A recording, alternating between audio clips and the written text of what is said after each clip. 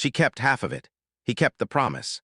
And 7 years later, the woman who had once looked at him like he was nothing was sitting across a boardroom table, waiting for his approval.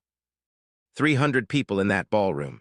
Crystal glasses, linen tablecloths, the most powerful people in Harlan Creek, Georgia, the ones who decided who got loans, who got permits, who got to belong. And standing at the center of it all was a man who had once counted out exact change for a single biscuit at a diner counter. Coins laid out one by one. Like each one cost him something more than money. The woman who had pretended not to notice, she was the one who had fed him, the woman who had made his life impossible. She was the one now asking him for a second chance. This is the story of Celestine and Daniel Osai, a plate of food, a ribbon cut in half, a promise made with nothing and kept with everything. Stay with me. Every minute of this is worth it. To understand what happened in that ballroom, you have to go back, all the way back to Celestine. Celestine Enkeche Ibarra was 22 years old when this story begins. Born the third of 5 children to Josephine and Emmanuel Ibarra, who left Lagos, Nigeria for the United States when Celestine was barely 2 years old. 3 suitcases, 1 Bible. The absolute conviction that hard work was its own kind of prayer. They settled in Harlan Creek, Georgia.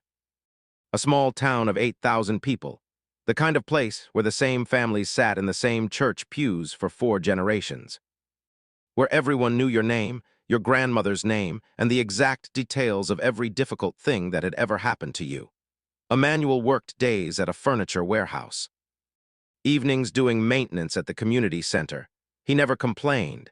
He said a man who complains about honest work has forgotten what dishonest work looks like. Josephine cleaned houses during the week.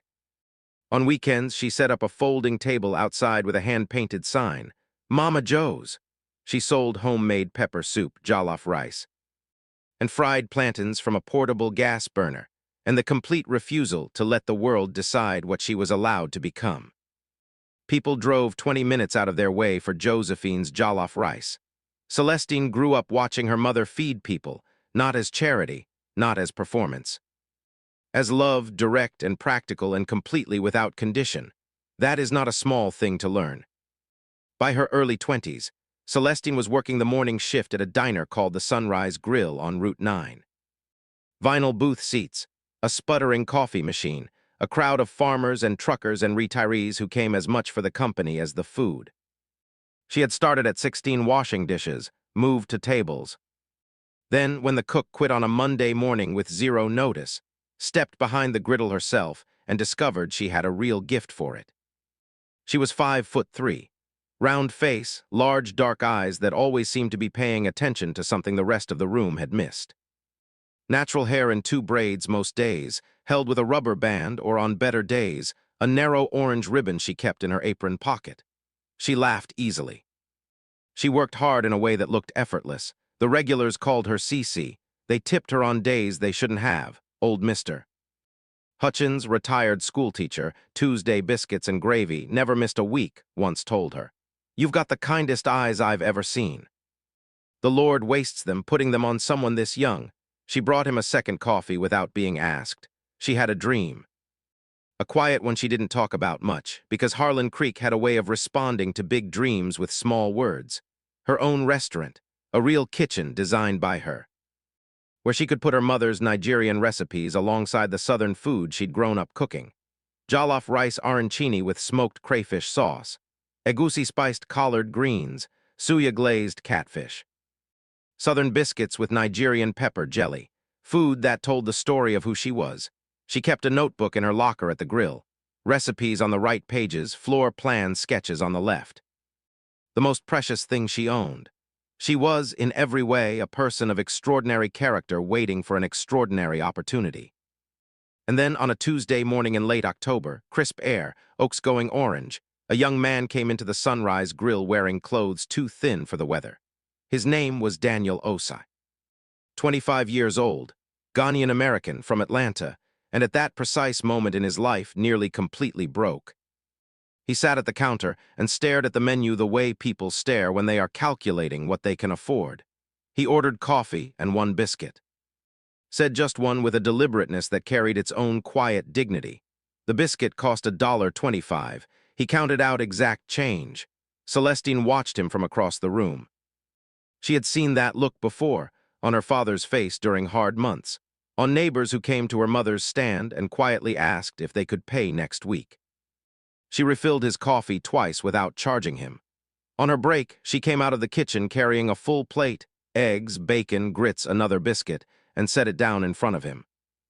"I didn't order that," he said. "Cook made too much," she said. "It'll go to waste." They both knew that wasn't true. He looked at her. She met his eyes directly, without pity, without performance.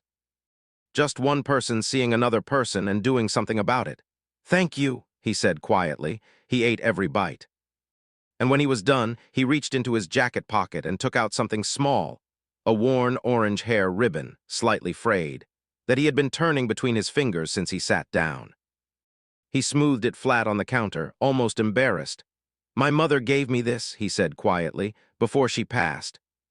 "She said carry something that reminds you who you are when the world tries to tell you different." Celestine looked at the ribbon, then at him. "Does it work?" she asked.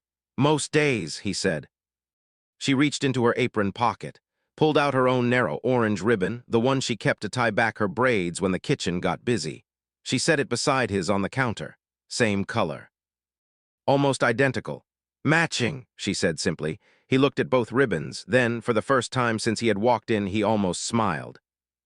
Neither of them knew, in that moment, that those two ribbons would become the most important objects in both of their lives for the next 7 years. Daniel started coming in every morning before his shift at the lumberyard on Route 12. And there was someone else at the Sunrise Grill who noticed this and did not welcome it. Patricia Wells. Late 40s, pinched in a permanent way. Reading glasses pushed up on her head even when she wasn't reading. She represented the County Business Association, came in twice a month to review the diner's books, and had opinions about everyone in Harlan Creek, delivered with the confidence of someone who had never once considered being wrong. On the morning she first saw Daniel, slightly better clothes now, first paycheck cashed, she turned to Darla and said, just loud enough, "New face, who's that?" "Name's Daniel," Darla said. "Good young man. MMHM," the look of someone who had already decided. "Just make sure he's paying for what he orders." Celestine heard that from across the room. She said nothing. But something tightened in her jaw. She looked at Daniel, reading a newspaper, hadn't heard, and thought with a certainty she couldn't explain. This man is going to be something. I don't know what. But something, she was right. She had no idea how right. The weeks settled into a rhythm. Daniel came every morning. He remembered names after hearing them once. Helped Mr. Hutchins carry groceries in the rain without being asked. Figured out how Darla took her coffee and had it ready on Thursdays. He was the kind of person who made a room warmer by being in it. He and Celestine talked, quick exchanges over a counter at first, then longer conversations before the lunch rush, then evenings after closing when she cleaned and he stayed to stack chairs. She told him about the restaurant. He didn't say that's a lot or are you sure. He said, "What's the first dish on the menu?" She said jollof rice arancini with smoked crayfish sauce. He said, "That sounds like something you'd pay real money for in Atlanta." She laughed. "It's Harlan Creek." "Harlan Creek won't be Harlan Creek forever," he said. "People who are ready when a place changes, those are the people who win." He told her his plans, saving money carefully.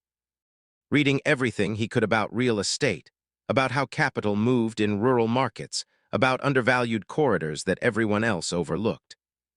He had a vision he was cautious about saying out loud. "Tell me anyway," she said. He looked at her. "I'm going to build something big, something that lasts. Something with my family's name on it." Patricia Wells had not forgotten about Daniel. The first incident Thursday morning in November. Patricia found Daniel at the corner table with his notepad and papers. "Is this a library now?" she said, not quietly. "He's a paying customer," Celestine said. "Paying customers don't occupy a table for 2 hours.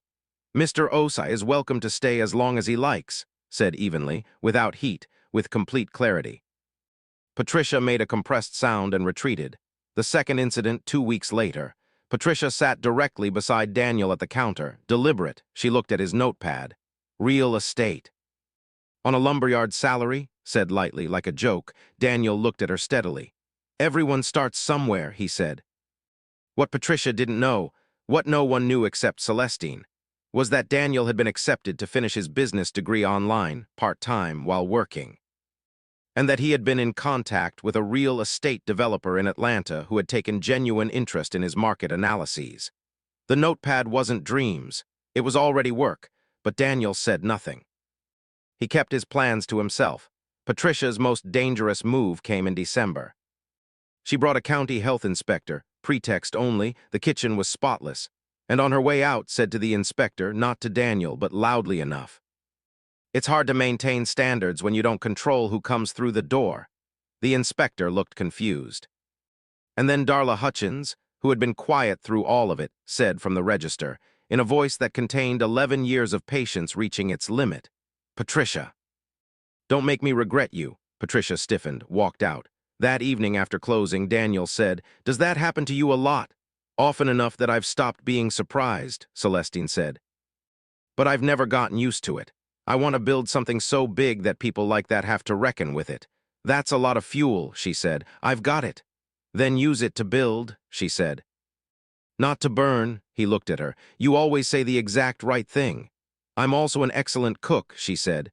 "Don't forget that part." He laughed, the freest laugh she'd ever heard from him. January, the lumberyard was sold. New owners, new supervisors. Daniel was given 2 weeks' notice. He came into the grill that morning looking composed, but Celestine had learned his face. She saw the tension. She set his coffee down, brought his eggs, sat across from him. "What's the plan?" she said.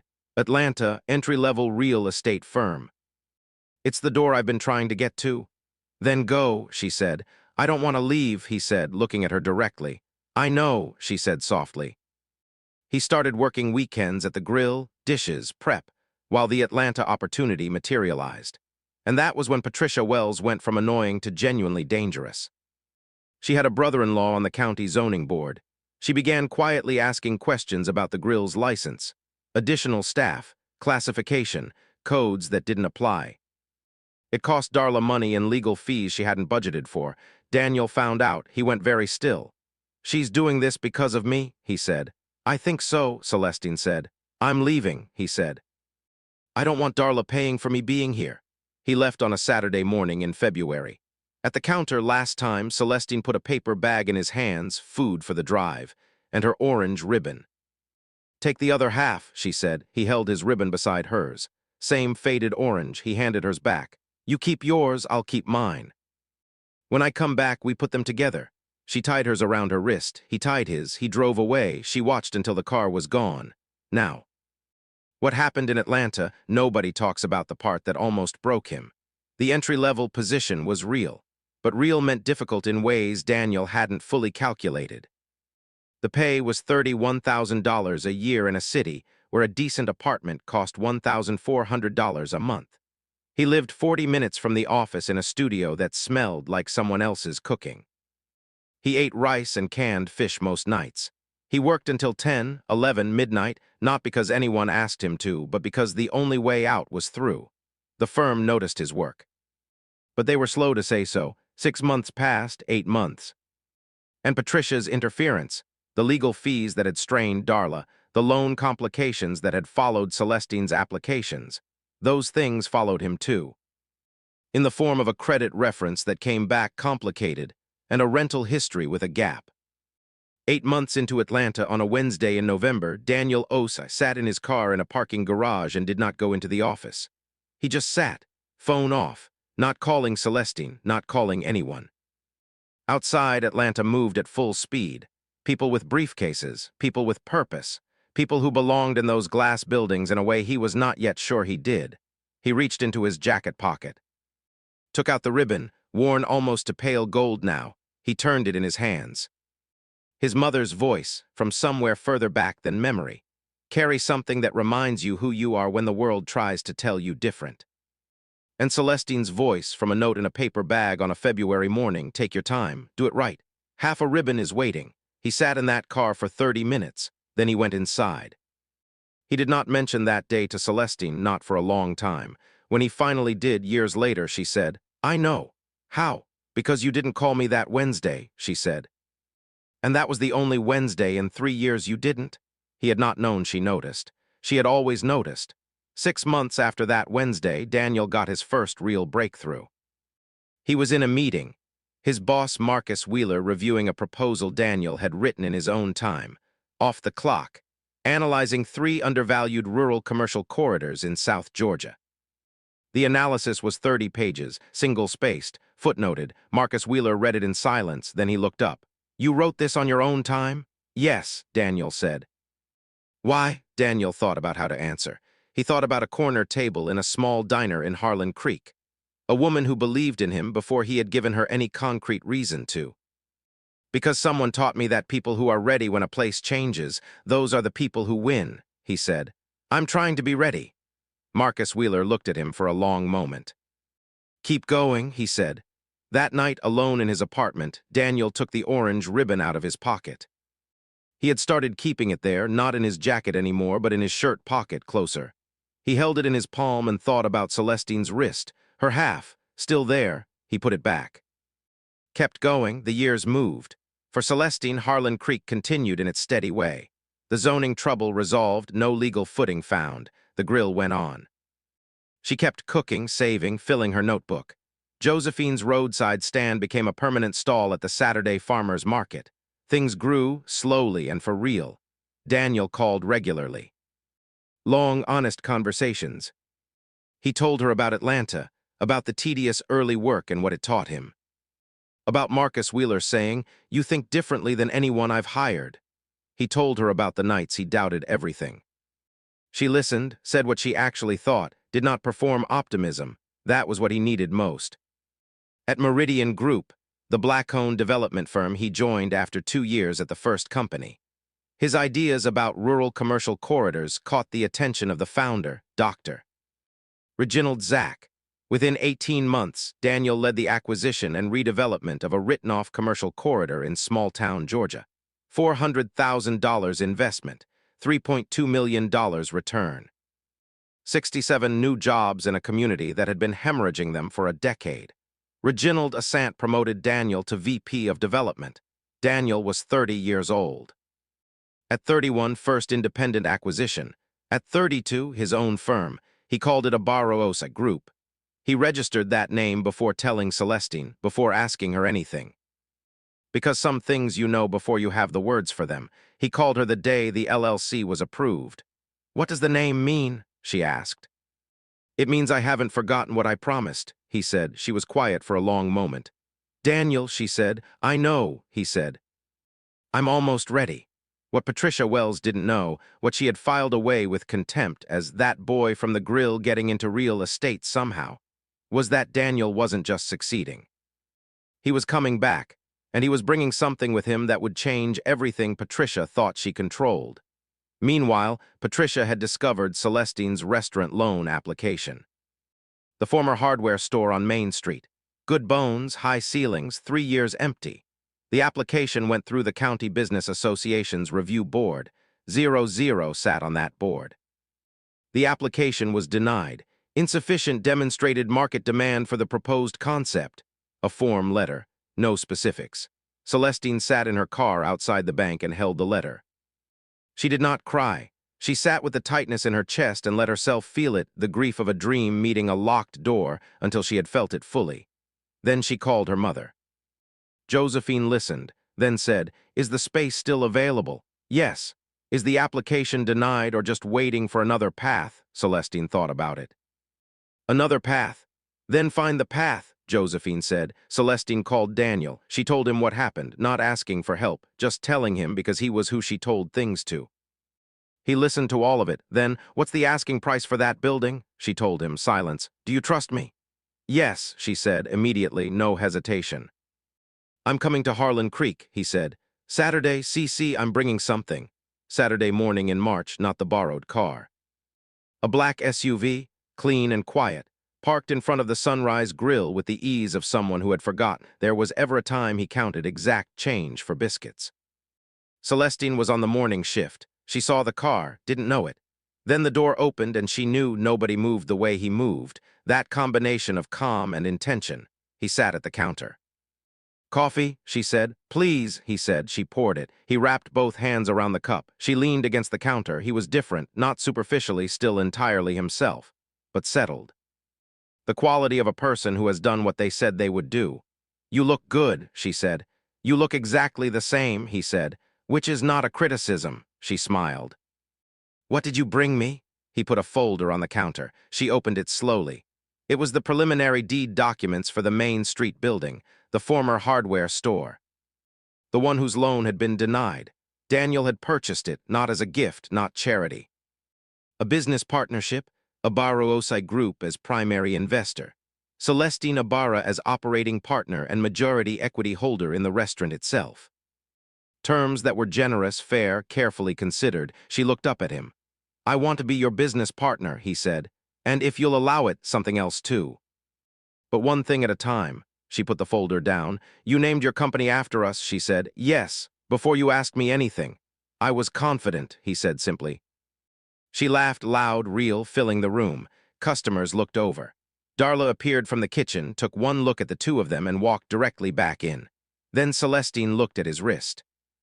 The orange ribbon, still there, 7 years later, faded almost to pale gold, worn thin, still tied. Her hand went to her own wrist. They looked at each other's ribbons at the same time. 7 years.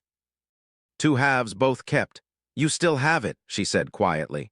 "I told you I would," he said. The Monday meeting at the Harlan Creek Community Center, 40 people, folding chairs. Business Association board at the front table, Patricia Wells at the center. Good blazer. Reading glasses pushed up on her head in that permanent way. The person who had decided she was in charge of the room. When Daniel walked in, Celestine and Darla beside him, something flickered across Patricia's face. Recognition. The rapid recalibration of someone who filed a person away as irrelevant and is now encountering them somewhere unexpected. Daniel set up his presentation, clean, precise. "My name is Daniel Osai. I'm the founder and CEO of Ibarra Osai Group, a real estate development firm headquartered in Atlanta with projects across Georgia, South Carolina, and Tennessee. We've managed approximately $280 million in commercial real estate transactions over the last 3 years. The room absorbed that number in silence. Patricia's reading glasses slid slightly forward. Daniel continued, "We're exploring a rural revitalization initiative. The goal, identify towns with strong community foundations and undervalued commercial infrastructure. Invest in development that creates local jobs, retains existing businesses, and builds generational wealth for community members. Harlan Creek is one of 3 finalists. Real numbers. Real case studies. Real jobs, documented, verified, the kind that change a community's economic trajectory for a generation." Patricia cleared her throat. "Mr. Osai, this is very polished. But could you tell us about your background, your experience before the firm?" said lightly, designed to suggest doubt without stating it. The room shifted slightly. Some people looked uncomfortable. Daniel looked at her with that steady, unbroken quality. "I grew up in Atlanta," he said. "My father was a Ghanaian immigrant who built a construction business from nothing and lost it in the financial crisis. I left college to support my family. I worked in a lumberyard, a diner, construction, entry-level real estate. I finished my degree while working full-time, 3 years at Meridian Group in Atlanta. Then I founded Ibarra Osai." A pause. "If you'd like to see the firm's full portfolio, client references, and independently audited financials, I have them here." He held up a binder. "Would you like one?" The room was completely still. Then Gary Coleman, hardware store owner, the man who had watched Patricia weaponize code complaints against the Sunrise Grill and never said a word, cleared his throat. "I'd like one," he said. Then someone else, then another. Patricia reached for her binder. She opened to the first page, 6 community development projects, towns, job numbers, real jobs. The names of governors, mayors, community leaders who had endorsed each project. And at the bottom of the page, the firm's founding principle. Ibarra Osai Group was founded on the belief that the communities most often overlooked by major investors are also the communities with the greatest potential for transformation. "We don't invest in buildings anymore. We invest in the people inside them." Patricia read that line, then she looked up at Daniel, then slowly at Celestine. Celestine sat in the second row, hands folded, expression calm. The expression of someone who has known for a long time that this moment was coming, not triumphant, not vindictive, just present. Witnessing, something moved across Patricia's face, not guilt exactly, a reckoning. The distance between who she had decided Daniel Osai was and who Daniel Osai had turned out to be. She had seen a hungry young man counting change at a diner counter. She had been wrong about every single thing that meant. Daniel continued his presentation. He did not look at Patricia with any particular significance. He was not there to humiliate anyone. He was there to build something real. The questions that followed were substantive and engaged. Gary Coleman on timelines. Felicia from the flower shop on job types. The county economic development officer quietly texted his boss mid-presentation and had a reply in 30 seconds. Patricia Wells asked no more questions. As the room dispersed, she made her way deliberately toward Daniel. She stopped in front of him. Something about the way she held herself said this cost her. "Mr. Osai," she said, "I owe you an apology." She said it like it hurt. "And I owe one to Celestine, the loan review that should have been approved. I let personal bias affect a professional decision. That was wrong." Celestine heard it from 5 feet away. Daniel looked at her for a moment. "I appreciate you saying so," he said. That was all. No knife twisted, no performance, just clean, dignified acknowledgement. The response of someone who built something real and doesn't need to tear anything down. Patricia nodded stiffly and walked out. Darla leaned to Celestine. "Good Lord." "I know," Celestine said quietly. After the room cleared, they walked outside into the March afternoon. Cool air, first suggestion of spring. Oaks showing pale green at the tips. They stood on the main street sidewalk, across from the building with the high ceilings and good bones that was now, legally, in the process of becoming hers. "How did that feel?" she asked. "More complete than I expected," he said. "Less satisfying, does that make sense?" "Yes," she said. "I didn't want to punish her," he said. "I wanted to build something, the rest of it, that's just what happens when you do." She looked at the building. "I'm naming it Josephine's," she said, "after my mother." "I know," he said. She turned. "You knew. You told me on the phone 2 years ago." "You didn't remember saying it." She looked at him, this man who listened, who remembered, who had put her name first in his company before asking her anything. Then she looked at his wrist. He looked at hers. They untied their ribbons at the same time, held them up side by side. 2 faded orange ribbons, one his mother's, one from her apron pocket, carried separately across 7 years, across 1 borrowed car and 1 paper bag and 1 very long road. A perfect pair. Complete, he reached into his jacket, small box. He opened it. A ring, simple gold. And set into the band, a tiny woven segment of orange ribbon, preserved under glass, worked into the metal itself. "I had it made 3 months ago," he said, "when I knew I was coming back." She looked at the ring, at him. "You told me to ask you properly," he said, "with a ring. On a day you weren't wearing an apron." She looked down at herself. "No apron, CC," voice steady. "I came back, I built what I said I would build. And I named it after you before I had the courage to ask you anything. Because I needed you to know that whatever your answer was, what I built was always about you. About what you showed me a person could be." She was very still. "Will you marry me?" She looked at the ring with the ribbon in it, at the ribbon on his wrist, at the ribbon in her own hand. "Yes," she said, not quickly, with the specific, deliberate certainty of someone who has known the answer for a long time and is finally giving it a name. "Yes, Daniel Osai." "Yes," he put the ring on her finger. She tied both ribbons together, his and hers, and held them in her palm. Complete, finally complete. The Abara Osai Community Development Initiative was approved unanimously 3 weeks later. Over 2 years, a mixed-use commercial complex, a small business incubator, a vocational training program in partnership with the county school district. 63 direct jobs. More than 200 indirect ones.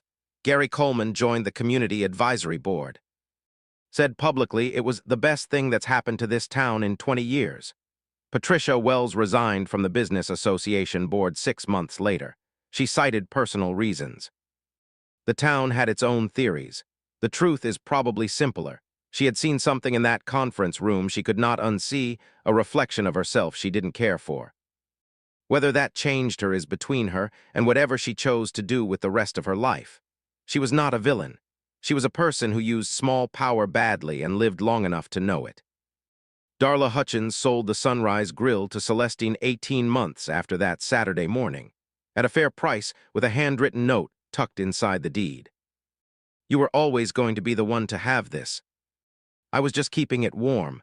Celestine kept the diner running while Josephine's restaurant was under renovation across the street. She hired the grill staff first. She gave Mr. Hutchins a standing Tuesday reservation for life. The restaurant opened on a Thursday evening in autumn.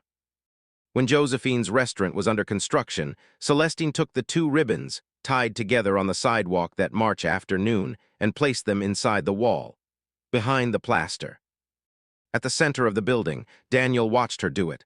"Why?" he said. "Every good thing needs a foundation only the builder knows about," she said. He looked at the wall for a moment. "That is the most Nigerian thing I have ever heard." "You're welcome," she said. The menu was exactly what she had sketched in that notebook.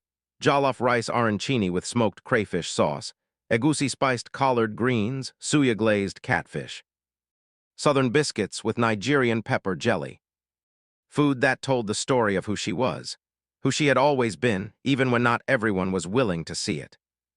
Josephine Ibarra sat at the first table on opening night and tasted the arancini and cried, quietly, with dignity, the way Ibarra women always express the fullness of their hearts. Emmanuel put his arm around her and said, "See, I told you, that child of ours."